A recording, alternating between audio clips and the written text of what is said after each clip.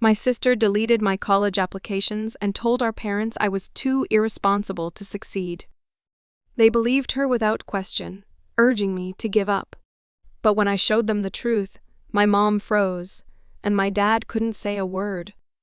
It didn't hit like some movie scene with dramatic music or a sinking feeling in my gut. No, it was just an ordinary Wednesday in Asheville, North Carolina, the kind that starts quiet and explodes without warning. If I'd known by evening I'd face their accusations in our living room, with my future hanging by a thread, I might have prepared better. But I didn't until the confrontation. Officers weren't involved, but the betrayal felt just as sharp. I stood there as they confronted me, my heart pounding, demanding I admit to slacking off. "Sophia Carter," Mom said sharply, her voice cutting through the tension. "You've let us down again." Dad nodded silently, avoiding my eyes. The room tensed as I realized this wasn't a mistake. It was deliberate sabotage. If you've ever been stabbed in the back by family, smashing your dreams in an instant, smash that like button, subscribe for more raw tales like mine, and comment your own story. You might save someone from the same pain. Our house in Asheville sat on a quiet street with views of the Blue Ridge Mountains, but inside it was always tense. Growing up as Sophia Carter, I learned early that Natalie Harper was the star. She came 3 years before me and somehow got everything right: perfect grades, confident smiles, the kind of kid who won awards without trying. My parents, Susan Clark and Kenneth Reed, poured their attention into her, like she was their only success. They owned a small hotel downtown filled with local art and cozy rooms for tourists. Natalie helped out front, charming guests, while I stayed in the back office, handling paperwork. When she brought home a mediocre report card, they celebrated her effort. When I aced tests, they said good job and moved on. It wasn't cruelty, just habit. They didn't see me unless I messed up, and even then it was quick disapproval. I tried harder, got straight A's, joined clubs, but it never stuck. Natalie cried once at a family dinner over a bad haircut, and they spent the evening comforting her. I broke my arm, falling off my bike at 11, and they told me to tough it out. The favoritism built like layers of paint you don't notice until it's too thick to ignore. Scout, my rescue dog, changed that a bit. Natalie begged for a pet when she was 14, making PowerPoint presentations about responsibility and companionship. Parents caved, bought Scout a fluffy mutt with big ears and endless energy. She loved him for a month, then complained he chewed her shoes and shed everywhere. They considered rehoming him, but I stepped in at 11, promising to handle everything. They shrugged and agreed, figuring it was easier. Scout chose me from day one, sleeping at my feet, following me around the house, tail wagging like I mattered. He listened when I talked about school or how Natalie borrowed my clothes without asking. In a home where I felt invisible, he made me feel seen. Vivian Porter, my aunt, lived a few miles away in a quirky cabin filled with books and herbal teas. She was the one adult who got it. Whenever things got heavy, I'd leash Scout and walk over.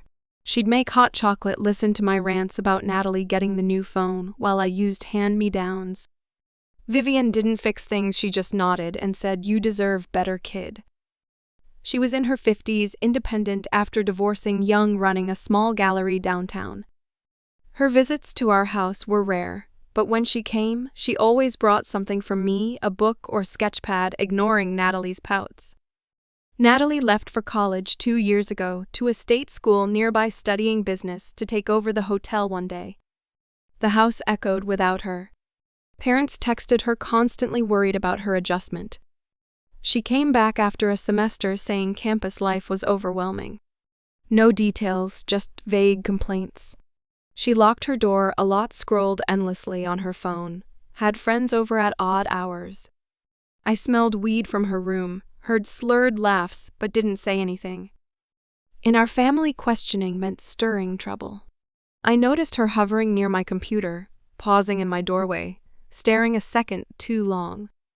I told myself it was paranoia. My senior year was focused on college apps. I dreamed of escaping to an Ivy League school with a scholarship for environmental science. I spent nights perfecting essays, researching programs. The deadline loomed, and I double-checked everything on the family desktop in the living room, the only computer we shared since mine crashed last month. Everything looked good. Or so I thought. The next morning, I logged in to submit. The applications were gone. Deleted. Not just one, all of them. My heart dropped as I searched recycle bin browser history. Nothing. Panic set in, hours of work vanished. I confronted Natalie first since she used the computer last night for homework. She leaned against the kitchen counter, sipping coffee, her hair in a messy bun. "What are you talking about?" she said, eyes wide innocent. "I didn't touch your stuff. You're always blaming me for your mistakes." Her voice had that edge, the one that made parents side with her instantly. I pushed back, saying someone did it and you were the last one on. She rolled her eyes, called me dramatic, and walked out. By afternoon, parents called a family meeting in the living room, the same spot where they praised Natalie's art projects as a kid, while mine collected dust. Susan sat straight-backed on the couch, Kenneth beside her, looking uncomfortable. Natalie lounged in the armchair, phone in hand. "Sophia," Susan started, "we've heard about the applications. Natalie told us you forgot to save them properly." "That's not true," I said, voice rising. "They were there last night, deleted this morning." "Natalie must have." Susan cut me off. "Don't accuse your sister. She's been helping with the hotel all week. You've been distracted lately, staying up late, acting forgetful." Kenneth nodded, adding, "School stress can make anyone slip up. We think it's best you accept this and apply to local community college instead. It's more realistic for you." I stared at them, mouth dry. Realistic? I'd worked for years, GPA 4.0, extracurriculars, letters of recommendation. This was my shot out. But they believed Natalie without proof, urging me to own the mistake for the family's sake. "If we make a big deal," Susan said, "it could embarrass us all. The hotel relies on our reputation." Natalie smirked slightly, then hit it. I argued, but they shut me down, sending me to my room like a child. Grounded essentially, no phone, no outings, just reflection on my irresponsibility. Scout whined at my door, sensing the tension. I paced the room, replaying the day. How could they side with her so fast? It hit me, this wasn't new. When Natalie crashed the car at 17, they blamed bad weather. When I dented the bumper at 16, they docked my allowance. Favoritism wasn't subtle anymore. It was a weapon. Alone in my room, I whispered to Scout, "We'll figure this out, boy." He tilted his head, ears perked as if agreeing. Vivian called that evening. I'd texted her before they took my phone. She listened, then said, "Sounds fishy, kid. Hang tight, I'll swing by tomorrow." Her voice steady calmed me, but anger simmered. They thought I'd roll over like always. They were wrong. Days blurred in isolation. Parents treated me like a disappointment, meals, silent glances disapproving. Natalie avoided me, but I caught her whispering to Susan, smiles shared. Kenneth tried small talk once, asking about homework, but backed off when I mentioned the apps. "We know it's hard," he said, "but taking blame builds character." "Character?" I snapped back. "What about truth?" He sighed, walked away. Scout was my lifeline, curling up on my bed during the long afternoons. I'd adopted him fully after Natalie ditched him, and now he repaid with loyalty, barking softly when voices raised downstairs. Vivian visited on day 3, bringing groceries and a hug. We sat on my bed, Scout between us. She asked details, and I spilled everything: the deleted files, Natalie's denial, parents' blind faith. Vivian's eyes narrowed. "Sounds like sabotage." "You have proof?" "Not yet," I said, "but the computer history might show something." She nodded, suggesting I check when they're out. Her gallery kept her busy, but she promised to dig around, ask subtle questions at family dinners. Vivian wasn't close to Susan's sisters by blood, but worlds apart in personality. Susan controlled everything, Vivian flowed free. She left with a plan, keep your head down, document everything. That night, I sneaked downstairs after everyone slept. The desktop hummed in the dark living room. I logged in, scanned recent activity. Files accessed last night under Natalie's account. My stomach twisted, she'd lied. But deleting history was easy, no direct evidence. Then I remembered the camera. A small motion-activated one hidden in a bookshelf teddy bear. I'd bought it cheap online last year to watch Scout when he had anxiety spells alone. It recorded to an SD card, no Wi-Fi, simple but effective. Faced the desk perfectly. If Natalie did it while I was out, it might have caught her. Pulse racing, I grabbed the bear, popped the card into my old laptop. Footage loaded, timestamped the night before. There she was, Natalie glancing around, slipping to the desk, opening my folder, selecting all apps, hitting delete. No hesitation, just quick clicks, then log out. She even smiled faintly as she left. I replayed it, frozen in shock. Proof clear as day. But if I showed parents now, they might twist it, claim accident. I needed strategy. Called Owen Mitchell, my boyfriend since junior year. He picked up, whispering, "Hey babe, you okay?" "No," I said, "explain everything." He listened, then said, "That's messed up. I'll come over tomorrow, we can back up the footage." Owen was steady, studying engineering, always logical. We'd met in math club, him with his easy grin, me with my notebooks. He didn't judge my family drama, just supported. Morning brought more pressure. Susan knocked on my door, saying time to talk seriously. They gathered again in the living room, Natalie looking smug. "We love you, Sophia, but this irresponsibility can't continue," Susan said. "Admit you messed up and we'll help with community college apps," Kenneth added. "It's for the best. Natalie's thriving at state school, you can too locally." I clenched fists. Why believe her over me? "Because she's been reliable," Susan replied. "You've been withdrawn, secretive," Natalie chimed in. "Yeah, you've been on that computer obsessively. Maybe you deleted them by accident." Her lie hung heavy. I wanted to scream about the video but held back. Instead, I said, "Fine, I'll think about it." They nodded, satisfied, isolating me further. Scout sensed my frustration, whining as I returned to my room. Vivian texted later, "Got anything?" I replied, "Yes, video proof." She said, "Smart girl, bring it to me. We'll plan." Owen arrived that afternoon under pretense of homework help. Parents let him in, wary but polite. In my room, he hugged me tight, saying, "We'll get through this." We copied the footage to his drive, discussed next steps. He suggested involving a lawyer if needed, but first confront with backup. His calm grounded me. Owen wasn't dramatic, he analyzed like an engineer. Natalie knocked once, asking what we were doing. "Studying," I said sharply. She lingered, then left, eyes narrowed. Isolation dragged on, a week total.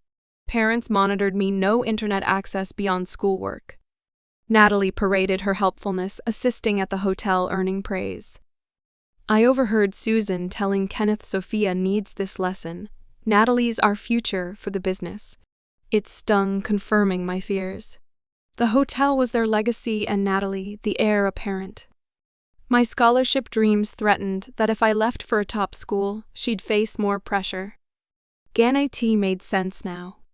Scout stayed by my side, his presence a reminder of loyalty. Vivian snuck over twice more, bringing snacks and advice. She's always been my rock, divorced, young, child-free, choosing art over convention.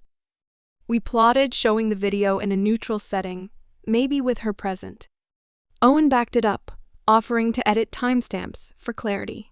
His support felt solid, unlike my family's conditional love. As days passed, anger turned to resolve. They expected me to cave, disappear quietly. But with proof in hand, I wouldn't. The meeting they planned for tomorrow would change everything. I lay awake, Scout's breathing steady. thinking of the fallout. No turning back now. Family dynamics sharpened in my mind. Susan ran the hotel with iron efficiency, scheduling everything, including our lives. Kenneth handled finances quietly, avoiding confrontations. Natalie manipulated that dynamic, playing victim or hero as needed. Me? I adapted, stayed silent to keep peace. But silence bred resentment. Scout nudged my hand as if saying, "Fight back." Vivian's words echoed, "You deserve better." Owen texted goodnight with a heart emoji, his way of saying, "I'm here."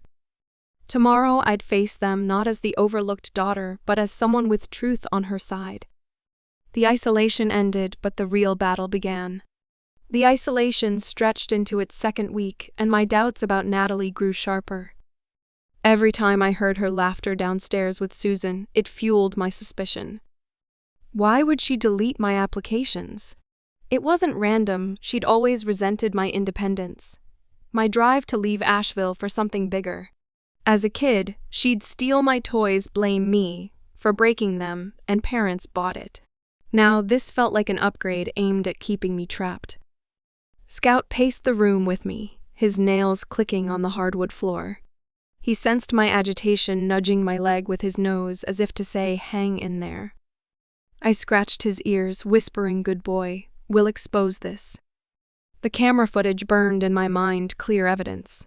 But I couldn't risk showing it yet. Parents might dismiss it, or worse, delete it themselves to protect Natalie. I needed allies. Owen texted daily, checking in with encouragement. He wasn't the type to panic, always calm, plotting solutions, like fixing a broken circuit. Vivian, too, sent messages full of wit, like, "Don't let them dim your spark, kid. You're the firecracker here." That afternoon, Susan came to my room, tray in hand, with a sandwich and apple. "Eat up," she said, setting it down. "We need to talk about your future." Her tone was firm, the one she used at the hotel when dealing with difficult guests. I sat on the bed, Scout at my feet, watching her warily. "Future?" I asked. "You mean the one Natalie ruined?" Susan sighed, crossing her arms. "Stop blaming her, Sophia. This is on you, irresponsible with your work. Admit it, and we can move forward. Help at the hotel, full-time, apply locally later." Kenneth joined her in the doorway, nodding. "It's practical," he said. "Natalie's set to inherit the business one day, but you could assist." His voice trailed off, avoiding my gaze as usual. "Assist?" I echoed. "Like a sidekick? I've got scholarship potential for a real degree." Susan's eyes flashed. "Dreams are fine, but reality bites. If you keep accusing Natalie, we'll cut support completely, no allowance, no car privileges. Think about that." They left the threat hanging. Scout growled softly after they closed the door, his loyalty fierce. I paced again, anger bubbling. Cut support? They'd always favored Natalie with extras, new clothes, trips to concerts. Me? Hand-me-downs and lectures. This wasn't just punishment, it was control. Owen snuck over that evening under cover of delivering school notes. Parents let him in briefly, Susan eyeing us suspiciously. In my room, he pulled me into a hug, whispering, "I got your back." We sat on the floor, Scout between us, as I showed him the footage on my laptop. He watched intently, then whistled low. "That's cold," he said. "Deliberate, no doubt. Let's copy it to my drive, add timestamps for proof." His fingers flew on the keyboard, efficient as ever. Owen's engineering mind shone here. He backed up files, encrypted them, even suggested watermarking. "Why do this?" he asked, pausing. "Jealousy," I replied. My apps included scholarship essays highlighting my independence. If I leave, Natalie's the sole heir under pressure. He nodded. "Makes sense. She's always competed with you subtly. Remember last Christmas when she one-upped your gift?" I laughed bitterly. "Yeah. Vivian thinks we need a plan, show her the video first." Owen agreed, adding, "Let's loop in a lawyer if it escalates." His practicality balanced my emotions, keeping me grounded. We talked strategy for hours, Scout dozing contentedly. Owen left with a kiss, promising tomorrow we'll refine this. Vivian arrived the next morning, pretending to drop off art supplies for a hotel event. Susan welcomed her, chatting about business, while I slipped out to her car. In her cabin, surrounded by canvases and incense, we reviewed the footage. She leaned forward, glasses perched on her nose. "Clear as crystal," she said. Natalie's face says it all, smug satisfaction. But confronting at home risks them ganging up. Do it neutral, maybe with witnesses. Her voice carried that wise edge honed from years navigating family rifts.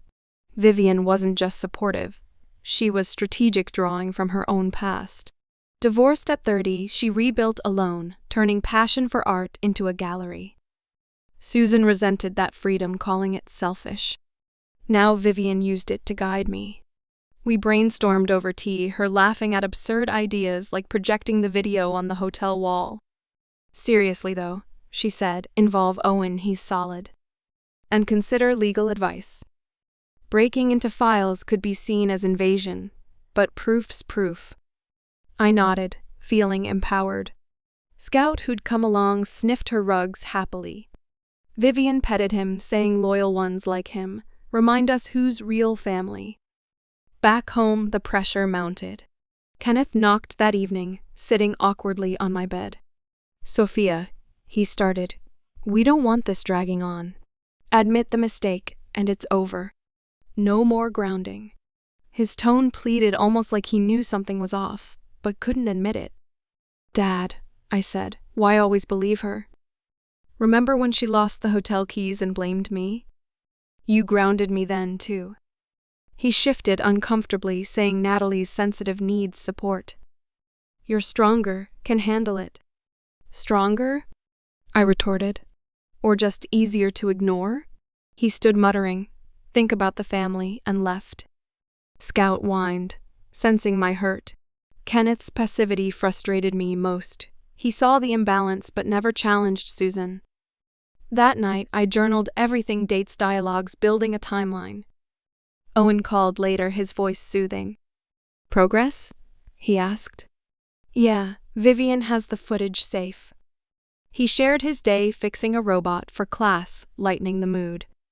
Owen's optimism was infectious, reminding me life beyond this existed. Isolation hit week 3 and desperation crept in. Susan announced at breakfast, delivered to my room, that if I didn't confess by weekend, they'd cancel my phone plan. Natalie hovered, smirking as she passed. "Enjoy your cave," she whispered. Her taunt ignited fury. I texted Vivian and Owen from my hidden old phone. Emergency meet. We convened at Vivian's gallery after hours, art pieces casting shadows. Owen brought snacks, Vivian brewed coffee. We watched the footage again, analyzing. "Look at her glance," Owen pointed. "Nervous, but calculated." Vivian nodded, adding Susan will defend her to the end, but Kenneth might crack. Plan: copy to multiple drives, then confront with a mediator, perhaps a family counselor. But I wanted direct. Show them the video in the living room, watch their reactions. Owen cautioned emotions high could backfire. Vivian agreed, but said truth bombs work best up close. We debated pros cons, Scout playing with a toy Vivian kept for him. Finally decided, Vivian hosts a family talk at her cabin, reveal there. Neutral ground, her presence as buffer. Owen volunteered to film discreetly for record. His tech savvy shone, suggesting apps for backup. As we wrapped, Vivian hugged me, saying, "You're brave, kid." Owen walked me home, hand in hand, whispering love. "You will win." The threats escalated. Susan stormed in one afternoon, waving my old report cards. "See this?" she said. Consistent but not standout like Natalie's. "Accept community college or you're on your own." Her control-peaked voice sharp. "Mom," I said, "this isn't about grades, it's sabotage." She laughed dismissively. "Paranoia doesn't suit you. Focus on reality." She left, slamming the door. Scout barked protectively. Kenneth followed later, softer. "We worry about you," he said. "Natalie's concerned, too." "Concerned?" I scoffed. "She's the problem." He hesitated, then said, "Families stick together." His weakness showed fear of rocking the boat. That night, Owen sneaked in through the window like a teen movie. We laughed quietly, tension breaking. He updated backups, secure on cloud. Talked dreams, him engineering me environment. His support felt real, no conditions. We kissed Scout, watching amused. Vivian set the meeting for Saturday. She called Susan, framing it as reconciliation tea. Susan agreed, wary but curious. Natalie tagged along, probably to spy. I prepared, mentally rehearsing words. Owen met me early at Vivian's, helping set up laptop. Vivian arranged chairs in her living room, teas ready. Scout sat by me, alert. Family arrived, Susan leading Kenneth, trailing Natalie, texting. Vivian greeted warmly, ushering them in. "Thanks for coming," she said. "Sophia has something important." Susan frowned. "What's this?" I stood, heart racing. "The truth about my applications." Natalie shifted uneasily. I played the video on the screen. There she was, deleting files, glancing sneaky. Room silenced. Susan's face paled. Kenneth stared. Natalie blurted, "It was a joke, didn't mean to submit." "Joke?" I said. "You lied, watched me suffer." Vivian interjected, "Proofs here." "Discuss." Chaos erupted. Susan defending Natalie, claiming accident, Kenneth silent. Owen recorded discreetly. Natalie cracked, admitting jealousy, "Your scholarships make me look bad for the hotel." Parents reeled, Susan whispering, "We protected the family." "Protected her," I corrected. "At my expense." The video exposed everything raw, undeniable. They left in disarray, Susan fuming, Kenneth defeated, Natalie tearful. Vivian hugged me, saying, "First step done." Owen high-fived, proof worked. Back home, isolation lifted, but tension thickened. Parents avoided me, Natalie sulked. I knew confrontation was just beginning, but with evidence solid, I felt unstoppable. Scout wagged his tail as if proud. The video wasn't just files, it was my freedom ticket. The drive back from Vivian's cabin felt charged with unspoken victory.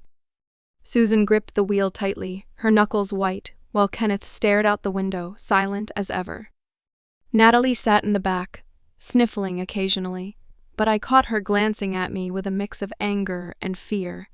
Scout rode with Vivian and Owen, who'd offered to drop him home later, a small mercy amid the chaos. No one spoke until we pulled into the driveway. Susan turned off the engine, then faced me, her voice low and strained.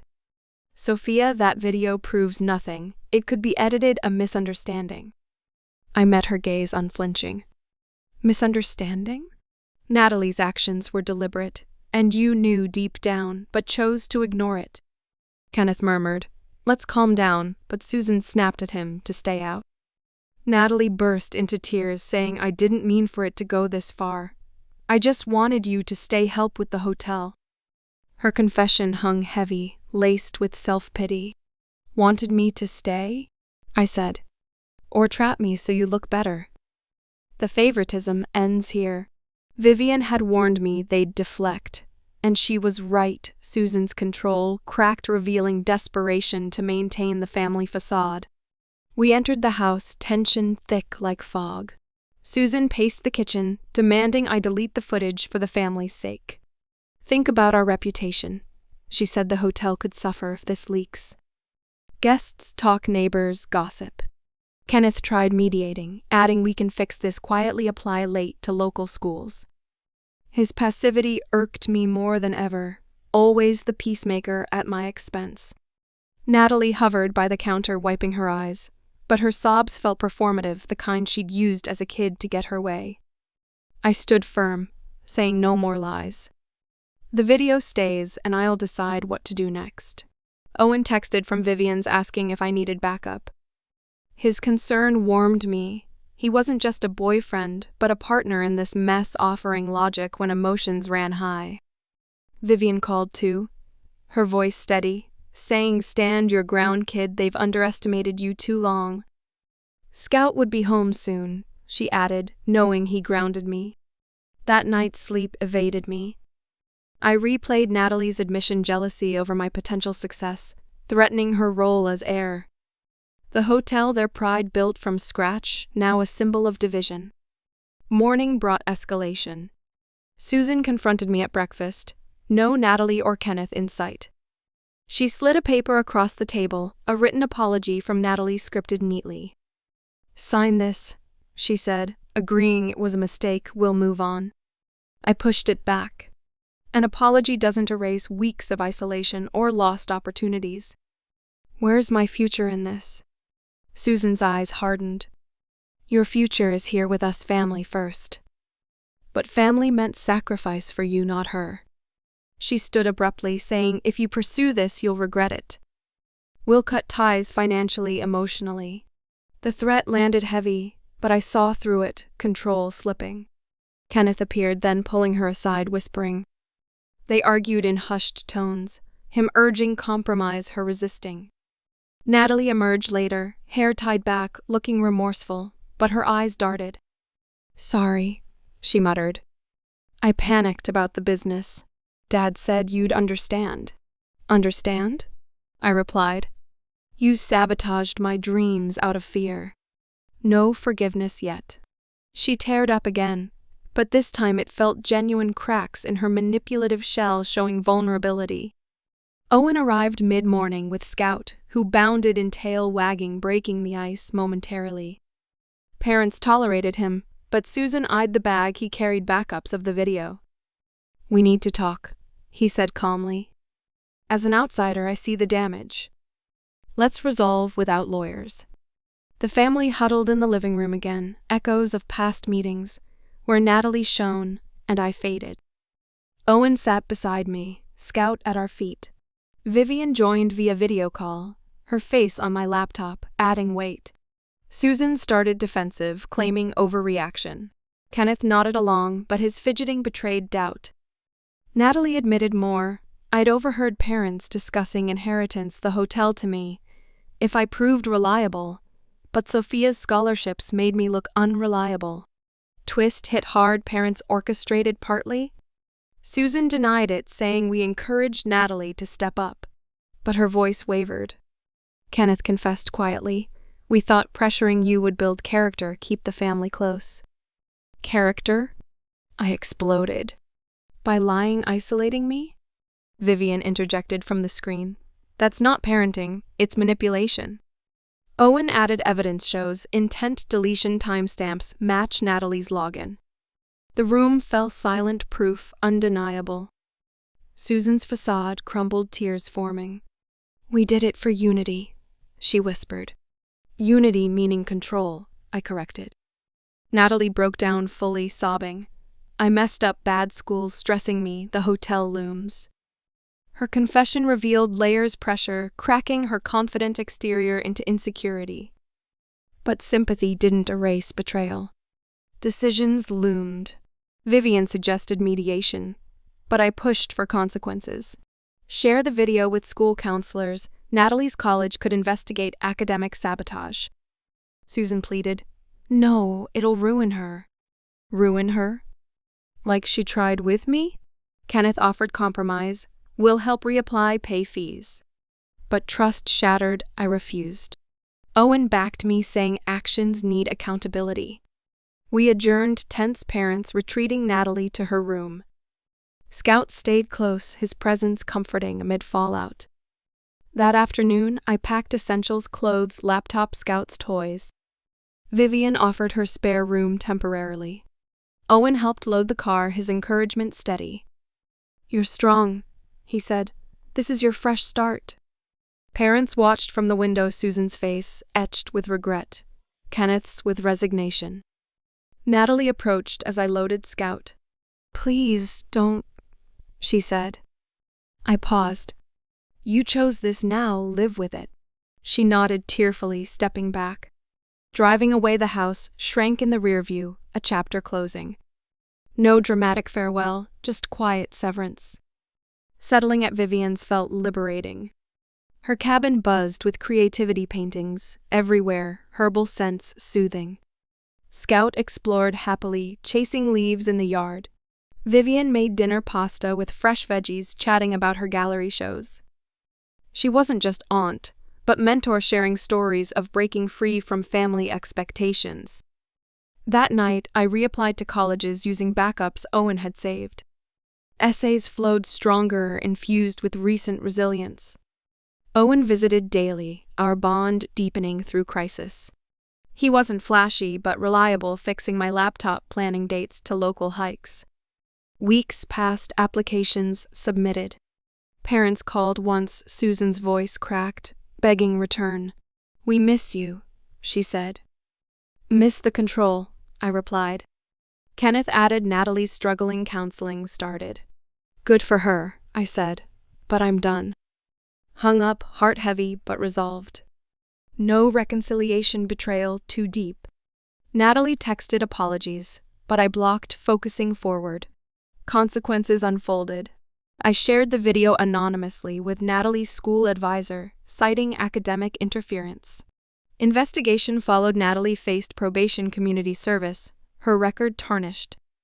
Susan and Kenneth's reputation dipped. Hotel guests whispered after rumors spread in our small town. Business slowed. They argued more, Kenneth pushing for change, Susan resisting. Vivian heard through grapevine. They separated briefly, Kenneth moving to a motel. Family unit fractured as predicted. I thrived at Vivian's, taking online courses, walking Scout daily.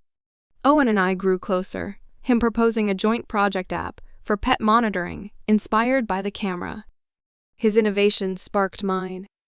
Scholarship news came months later, full ride to an Ivy League environmental program. Excitement surged, my future reclaimed. Vivian celebrated with wine, toasting independence. Scout barked happily, part of the joy. Reflecting now, I see the lessons clear. Family isn't always sanctuary, sometimes it's the storm.